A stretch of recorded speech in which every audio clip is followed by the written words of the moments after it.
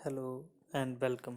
प्यारे बच्चों, हम पढ़ रहे थे कलर्स ऑफ रेनबो, जो कि लेसन नंबर 3 है हमारे शॉर्ट स्टोरीज में। तो इसमें हमने लास्ट वीडियो में डिस्कस किया था कि कैसे नरेटर अपनी बच्ची जिसका नाम मुन्नी था उसकी बातें सुनने के बाद खुद थॉट्स सोच में पड़ जाता है कि बचपन में उसकी दादी माँ भी उसको बताती होगी कि रेनबो का झूला है गुड्डे के लिए, तो वो भी सोचता होगा कि मैं भी इस पे झूलूंगा। फिर बाद में उसकी मैरिज हो जाती है, फिर वो ड्रीम्स उसके ड्रीम ही रहते हैं, उस पे घर का परिवार चलाने की जिम्मेवारी आ जाती है, सैलरी उसकी लिमिटेड है, वो खर्च जो है घर के ज़्यादा हैं, तो वो अब उसकी लाइफ उसी में बिजी है कि घर का खर्च कैसे चलाए। तो आज हम उससे आगे जो है उसको पढ़ लेते हैं। ओके स्टूडेंट्स, तो चलो लेट्स स्टार्ट। कहता splashes of rain flew in where I was sitter, कि रेन की स्प्लैशेस फुहार जैसे छोटी छोटी बूंदें वहाँ छप छप करके आती हैं। कहाँ पे? यहाँ पे नरेटर जो है बैठा है। The sun had gone beyond the clouds, सूरज जो है वो बादलों में छुप गया है। And the wind had picked up speed, हवा ने स्पीड पकड़ लिया, हवा बड़ी जोरों से चल रही है हवा। आई क्लोज्ड द विंडो, नरेटर जो है अपने घर की खिड़कियां, जहाँ बैठा था वो कमरे में, तो वो उसकी खिड़कियां जो है उनको बंद कर देता है। In the meanwhile my wife came in, और उसी टाइम उसकी वाइफ अंदर आ जाती है। आई हैव बीन शouting for you for so long, are you going to have your tea और नॉट। उसकी बीवी चिल्लाकर पूछती है, चिल्लाकर बोलती है कि मैं आप पे कब से चिल्ला रही हूँ, कब से, मैं उसका कहने का मतलब मैं उसको कब से पुकार रही हूँ। Are you going to have your tea और नॉट, क्या आपने अपनी चाय लेनी है कि नहीं लेनी है। You must have got fade up with me, वो कहती है यू मस्ट हैव, ये मस्ट हैव शॉर्ट में लिखा है, ठीक है ना, उसकी शॉर्ट फॉर्म है मस्ट हैव की। कहती है you must have got fade up with me, fed up मतलब तंग होना। वो कहते हैं कि आप मुझसे तंग आ गए होंगे, बट लेकिन I am no less fed up with you, मैं भी आपसे कोई कम तंग नहीं आई हूँ इस घर में। What happiness have I got since I came to this house, उसकी वाइफ कहती है कि मुझे क्या खुशी मिली है जब से मैं इस घर में आई हूँ। I start working as soon as I get up in the morning and I go on till late at night. कहती है कि एज सुन एज मतलब जैसे ही सुबह वो, एज सुन एज का मतलब होता है कि जैसे एक काम हुआ तो दूसरा भी उसी टाइम शुरू हो जाए, मतलब जैसे ही वो सुबह उठी तभी मतलब काम करना शुरू हुआ, है ना। तो दो एक्शन मतलब साइमल्टेनियसली एक साथ हो रहे हैं, जैसे सुबह उठना और काम करना, है ना। तो एज सुन एज वो सुबह उठती है तभी वो कहती है कि काम करना मैं शुरू कर देती हूँ, और कब तक? लेट नाइट तक वो काम करती रहती है कंटिन्यूसली। कहती है see what had happen to my health, मेरी सेहत तो देखो, मेरी हेल्थ तो देखो क्या हो गई है। Lentil with lentil soup and बुद्धि प्रकाश, इस तरह की हो गई है जैसे सूप नहीं होता, जैसे मसर की दाल है, और बुद्धि प्रकाश की तरह मेरी सेहत हो गई है। I sat without a word, वो हस्बैंड उसका जो नरेटर है वो चुपचाप मतलब बिना कुछ कहे वहाँ बैठा। Stunned and my wife went on saying all sorts of thing, वो कहता है वो स्टंट होके मतलब ऐसे बच्चे मतलब ऐसे चुपचाप ऐसे मतलब बैठा हुआ है, और उसकी वाइफ जो है वो कहे जा रही है, कहे जा रही है थिंग्स, अलग अलग तरह की बातें कही जा रही है। आई गॉट एनॉइड, और कुछ देर बाद वो एनॉइड हो जाता है, तंग आ जाता है, इरिटेट नहीं हो जाता मतलब, बस एनॉइड मतलब तंग आ जाना, एनॉइड इरिटेट हो जाना, वो इरिटेट हो जाता है।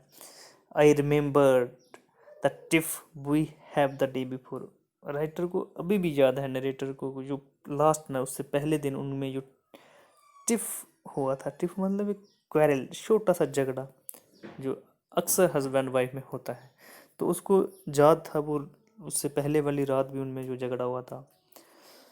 फिर आगे राइट नरेटर बोलता है I lost site of 7 coloured swing and shouted, वो कहता है कि वो था ना राइटर, खोया हुआ वो 7 कलर की वो पूरा सीन उसके दिमाग में घूम रहा था कि दादी उसकी भी उसको ऐसे बोलती होगी ये झूला है, आपको भी झूलना है इसमें, है ना।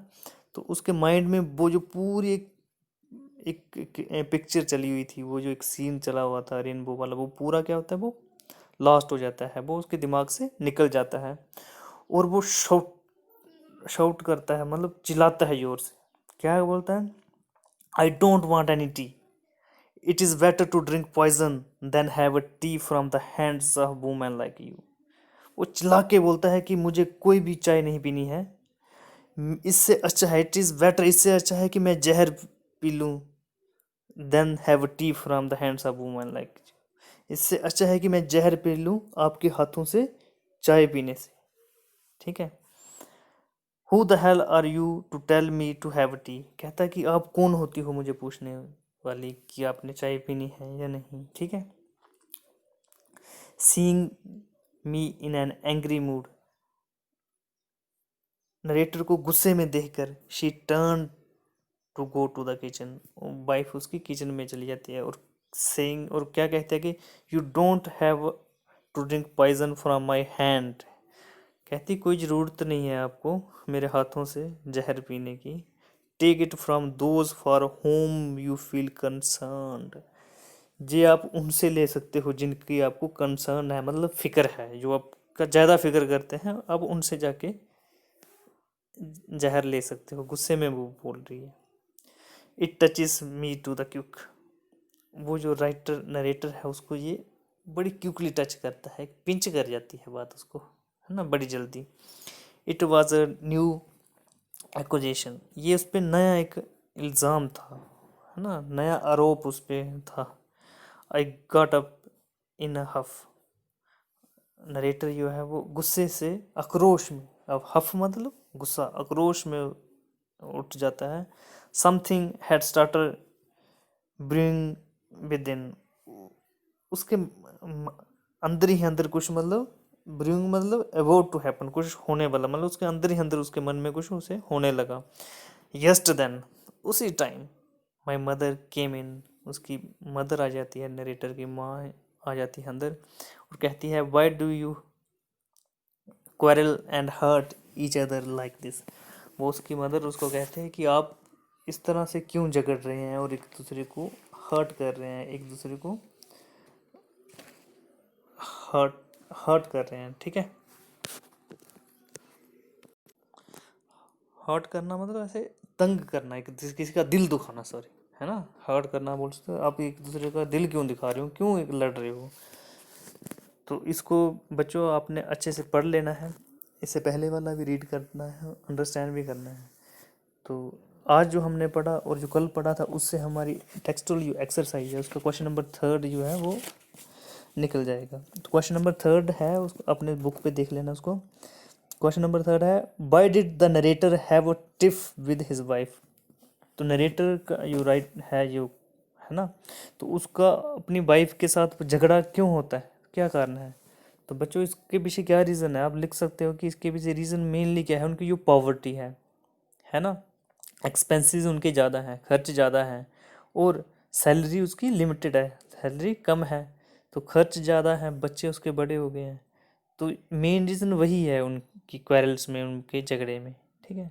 इसका आंसर आप अच्छे से लिख सकते हो, उनमें जो मिसअंडरस्टैंडिंग है ना, इसी ये जो मिसअंडरस्टैंडिंग है यही मेन रीज़न है उनकी क्वेरल्स का। तो ऐसे आप आंसर लिख सकते हो, the tiff between the narrator and his wife was due to their misunderstanding, है ना, उनमें जो मिसअंडरस्टैंडिंग है वो कारण है। And mainly of the increasing expenses, growing kids and feeding them on the same limited salary, बच्चे जो हैं वो बड़े हो रहे हैं, खर्च जो उसका ज़्यादा हो रहा है और लिमिटेड उस सैलरी में उनको उन्होंने पालना है, ठीक है। यही जो पॉवर्टी है created the tension between the two, इन दोनों में जो लड़ाई है इसी का रीज़न यही, मतलब मेन यही है। That resulted the site quarrel between them, यही रिजल्ट है जिससे वो स्लाइट क्वारल्स उनमें होता है, छोटा सा झगड़ा उनमें चला रहता है। तो इसको आपने लिख लेना है कल, नहीं तो मैं आपको लिख के भेज दूंगा कल, ठीक है, आगे हम पढ़ेंगे। ओके बच्चों, एंड थैंक्स।